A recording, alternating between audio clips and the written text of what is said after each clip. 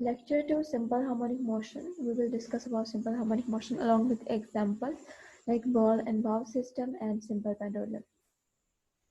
Simple harmonic motion basically physics और mechanics में एक simple special type of motion है जिसमें पीरियोडिसिटी होती है, यानी आपके पास जो ऑब्जेक्ट है वो इक्वल इंटरवल ऑफ टाइम में अपनी ऑसिलेशंस को कंप्लीट कर रहा होता है।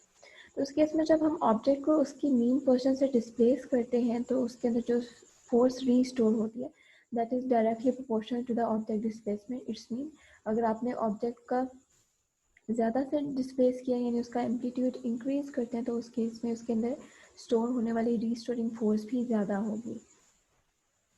तो यहाँ पे सिंपल पेंडुलम है, सिंपल हार्मोनिक मोशन की फर्स्ट एग्जांपल। सिंपल पेंडुलम आपके पास क्या होता है, एक आप रिजिड स्पोर्ट लें, उसके साथ एक स्ट्रिंग अटैच करें और दूसरी उसके एंड पे मैस हो, तो this will act as a simple pendulum. अब इस केस में अगर आप इसको मीन पोजीशन से डिस्प्लेस करके लेके जाएं तो अपनी फिक्स या मीन पोजीशन के अलावा to and fro movement start कर देता है, तो हम इसको सिंपल पेंडुलम कह सकते हैं। और ये सिंपल हार्मोनिक मोशन एग्जिबिट करेगा इफ़ जो इसका टाइम पीरियड है वो सेम रहे, यानी इसकी वाइब्रेशन जो है वो सेम टाइम में बार बार रिपीट होते रहे।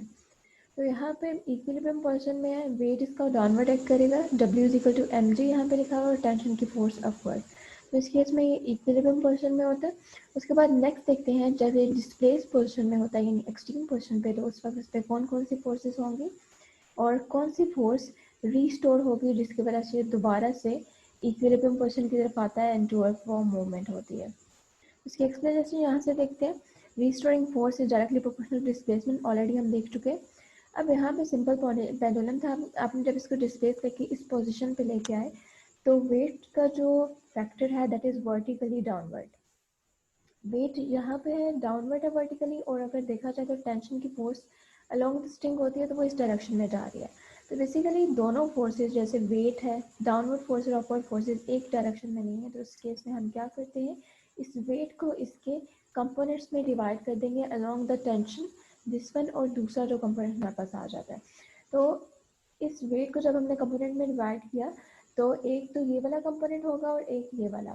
थीटा के सामने वाला हमेशा साइन कंपोनेंट होगा weight, that is M D sine theta, और जो थीटा की दूसरी साइड पे होगा that would be M D cos theta, और दिस इज डब्ल्यू। ठीक है, तो इस केस में जो टेंशन है, टेंशन इस वक्त स्ट्रिंग में यहाँ पे है क्योंकि डिस्प्लेस पोजीशन में टेंशन अपवर्ड है और कॉस थीटा डाउनवर्ड है। सो वेट का कॉस थीटा वाला कंपोनेंट टेंशन की फोर्स को कैंसल आउट कर रहे हैं। So the only component of weight is M D sine theta, जो कि यहाँ पे as a restoring force act करेगा और जिसकी वजह से ऑब्जेक्ट जो है वो दोबारा से इक्विलिब्रियम पोजीशन की तरफ आने की कोशिश करा। This is the law of universe की हर चीज़ अपने आप को स्टेबलाइज करने की कोशिश करती है। तो आपके पास ऑब्जेक्ट यहाँ से दोबारा से इक्विलिब्रियम पोजीशन की तरफ आएगा। जब एक ऑब्जेक्ट मूव कर रहा होता है तो लॉ ऑफ इनर्शिया ये कहता है कि वो अपनी स्टेट को मेंटेन रखता है। तो इस वक्त वो स्टेट ऑफ मोशन में है, तो वो यहाँ पे आके ऑब्जेक्ट या मैस रेस्ट पे नहीं आ जाएगा बल्कि ये आगे की तरफ मूव करेगा और यहाँ पे एक एक्सट्रीम की तरफ जाएगा। देन उस एक्सट्रीम पे गया तो फिर से रीस्टोरिंग फोर्स एक्ट की तो दोबारा से इक्विलिब्रियम पोजीशन पे आएगा। इसी तरह से आपके पास टू एंड फ्रो मूवमेंट जो है वो होती रहती है। अब देखते हैं एनर्जीज को और काइनेटिक एनर्जीज को देखते हैं, पोटेंशियल एनर्जी को देखते हैं और रिस्टोरिंग फोर्स को देखते हैं, कहाँ पे मिनिमम होती है कहाँ पे मैक्सिमम। जब आपके पास ऑब्जेक्ट इक्विलिब्रियम पोजीशन में था यानी रेस्ट पे था तो यहाँ पे वेलोसिटी भी जीरो थी, आपके पास एक्सलेरेशन भी जीरो थी, आपने इसको कोई भी इस वक्त एनर्जी वगैरह भी नहीं दी थी। जब आपने इसको डिस्प्लेस करके इस पोजीशन पे लेके गए तो बेसिकली आप इक्विलिब्रियम पोजीशन से एक सर्टेन हाइट पे लेके आए इसको, उसकी वजह से इसके अंदर पोटेंशियल एनर्जी स्टोर हो गई और वैसे भी आपने इसको डिस्प्लेस किया एक पोजीशन एक्स तक तो पोटेंशियल एनर्जी आपके पास एम जी एक्स आ गई। सो इस पॉइंट पे क्योंकि आप मैक्सिमम पोजीशन पे इस वक्त मौजूद हैं, from mean position to extreme position, इस रेफरेंस के अकॉर्डिंग हम पोटेंशियल एनर्जी को मेजर कर रहे होते, तो यहाँ से यहाँ तक आप एक मैक्सिमम डिस्प्लेसमेंट लेके गए। सो इट्स मीन यहाँ पे पोटेंशियल एनर्जी की वैल्यू क्या है, मैक्सिमम है, डिस्प्लेसमेंट की वैल्यू मैक्सिमम होने की वजह से। अब काइनेटिक एनर्जी की तरफ देखते हैं। आपको पता है कि जब ऑब्जेक्ट यहाँ से मूव करके यहाँ पे गया तो उसके बाद उसने रिटर्न बैक होना है। अगर तो उसके पास यहाँ पे इस पॉइंट पे यानी इस एक्सट्रीम पॉइंट पे वेलोसिटी होती तो उसको आगे मूव करना चाहिए था, यहाँ पे उसके पास वेलोसिटी जीरो हुई है, दैट्स वाई वो रिटर्न बैक हुआ है। सो वेलोसिटी की वैल्यू अगर एक्सट्रीम पोजीशन पे आपके पास जीरो है so it's mean kinetic energy जो वेलोसिटी पे डिपेंड करी है दैट इज 1/2 mv स्क्वायर, वो भी जीरो होगी। सो एक्सट्रीम पे आपके पास पोटेंशियल एनर्जी मैक्सिमम होती है जबकि काइनेटिक एनर्जी मिनिमम यानी जीरो होती है। इसके अलावा जब आपने ऑब्जेक्ट को इक्विलिब्रियम से डिस्प्लेस करके एक्सट्रीम पे लेके आए तो रिस्टोरिंग फोर्स इस पॉइंट पे मैक्सिमम होगी। तो न्यूटन सेकंड लॉ कहता है F is equal to M में। अगर हमारे पास फोर्स मैक्सिमम है सो इट्स मीन आपके पास फोर्स के अकॉर्डिंग जो एक्सलेरेशन है वो भी एक्सट्रीम पोर्शन पे मैक्सिमम होगी। सो एक्सलेरेशन मैक्सिमम, वेलोसिटी मिनिमम और potential energy maximum, kinetic energy यहाँ पे मैक्सिमम जो है मिनिमम होगी। अब उसके बाद जब ये स्टेट ऑफ मोशन में आ गया है, इक्विलिब्रियम पोजीशन की तरफ जब ये मूव करेगा तो इस केस में आहिस्ता आहिस्ता इस ऑब्जेक्ट की वेलोसिटी जीरो से इंक्रीज होते होते यहाँ पे मैक्सिमम हो जाएगी। यानी वेलोसिटी मैक्सिमम है मेन पोजीशन पे तो काइनेटिक एनर्जी भी मैक्सिमम होगी और क्योंकि डिस्प्लेसमेंट इस वक्त जीरो हो गया तो पोटेंशियल एनर्जी जीरो हो जाएगी और डिस्प्लेसमेंट भी आपका जीरो हो जाएगा और रीस्टोरिंग फोर्स भी जीरो हो जाएगी क्योंकि वो भी डिस्प्लेसमेंट पे ही डिपेंड कर रही थी। सिमिलरली ये दूसरी साइड पे जब जाके आप एक्सट्रीम वाला सेम यही फिनोमेना यहाँ पे भी होगा। नेक्स्ट है time period of simple pendulum. इस लेवल पे आपके पास टाइम पीरियड का जो फॉर्मूला है वो डिराइव करने के लिए तो नहीं आता, just you have to memorise the formula और इससे रिलेटेड आपके पास प्रॉब्लम्स है। So T is equal to 2 pi square root L D. L is the length of simple pendulum और जी जो है वो ग्रेविटेशनल एक्सलेरेशन है। अगर हम यहाँ से देखें तो बेसिकली ये आपको सिंपल पेंडुलम है, इसकी लेंथ जो है यहाँ तक हम ले रहे होते, दिस इज लेंथ और जी जो है वो ग्रेविटेशनल स्ट्रेंथ होती है या फिर ग्रेविटेशनल एक्सलेरेशन हम इसको कह सकते हैं। अब यहाँ पे एक इम्पॉर्टेंट जो पॉइंट है that is dependence of time period. Time period किस किस पे डिपेंड कर रहा है? This is depending upon the square root of the length of simple pendulum. It's mean आप अगर लेंथ को सिंपल पेंडुलम की लेंथ को बढ़ा देते हैं तो उसके इसमें टाइम पीरियड चेंज हो जाएगा। अगर वो 5 सेकंड में वाइब्रेशन कर रहे हैं एक वाइब्रेशन, तो अगर आप उसकी लेंथ को इंक्रीज करते हैं तो उसके इसमें लेट्स सपोज वो 6 सेकंड्स पे आ गया। इसके अलावा जो आपके पास टाइम पीरियड है वो ग्रेविटेशनल स्ट्रेंथ या फिर एक्सलेरेशन के इनवर्सली प्रोपोर्शनल है। इट्स मीन कि जहाँ पे ग्रेविटी की वैल्यू आपके पास लेस हो जाएगी वहाँ पे टाइम पीरियड क्या होगा? ज़्यादा होगा। लेट्स सपोज अगर हम एक हाइट पे चले जाते हैं वहाँ पे ग्रेविटी की वैल्यू जो ग्रेविटेशनल स्ट्रेंथ होती है वो वीक हो जाती है क्योंकि हम अर्थ के सेंटर से दूर चले जाते हैं।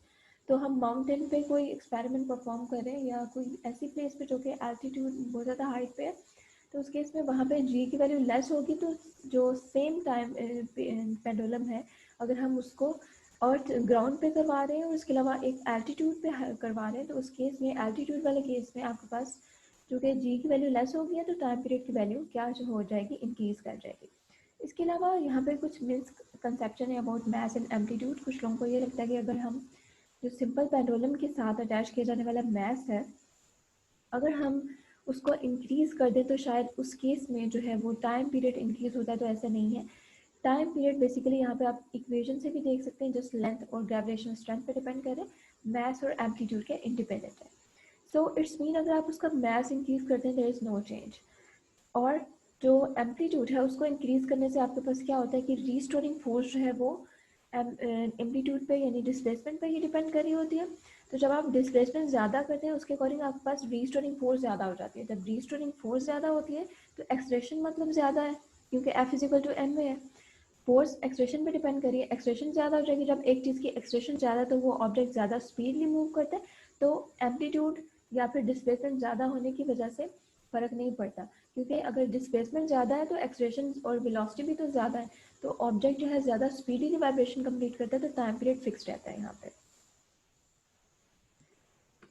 उसके बाद है बॉल एंड बाउल सिस्टम। यहाँ पे भी आपके पास ये होता है जस्ट यहाँ पे चूँकि आपने सिंपल पेंडुलम में टेंशन की फोर्स थी तो यहाँ पे आपके पास ये बाउल है और इसमें आपने बॉल लिया हुआ है और अगर हम इक्विलिब्रियम पोजीशन की बात करें तो यहाँ पे वेट डाउनवर्ड एक्ट कर रहा होता है और नॉर्मल की फोर्स या फिर रिएक्शनल फोर्स अपवर्ड एक्ट कर रही होती है और वेलोसिटीज मैक्सिमम पे जो है वो ज़ीरो होती है बिकॉज आपके पास ऑब्जेक्ट की वेलोसिटी ज़ीरो है तभी वो रिटर्न बैक होता है टुवर्ड द इक्विलिब्रियम पोजीशन। तो बात ये है कि जब हम इसको डिस्प्लेस करके यहाँ पे लेके गए तो उस केस में यहाँ इसके अंदर एक रीस्टोरिंग फोर्स स्टोर हो जाती है बिकॉज ऑफ दिस हाइट। तो ये रीस्टोरिंग फोर्स जो है वो एक्ट करती है जब तो ऑब्जेक्ट दोबारा से इक्विलिब्रियम पोजीशन की तरफ जाता है यानी यहाँ पे रीस्टोरिंग फोर्स मैक्सिमम है, एक्सलेरेशन आपके पास मैक्सिमम है, वेलोसिटी जीरो है, काइनेटिक एनर्जी उसके अकॉर्डिंग जीरो है, पोटेंशियल एनर्जी मैक्सिमम है और डिस्प्लेसमेंट भी मैक्सिमम है। ठीक है। उसके बाद आपके पास ऑब्जेक्ट अब यहाँ पे इक्विलिब्रियम पोजीशन की तरफ आता है, तो यहाँ पे स्टेट ऑफ रेस्ट में नहीं आता, क्योंकि ऑब्जेक्ट अपनी स्टेट ऑफ मोशन को मेंटेन रखता है। जैसे कि आप जब मूव कर रहे हो यानी भाग रहे हो तो अचानक से आप रेस्ट पे नहीं आ सकते।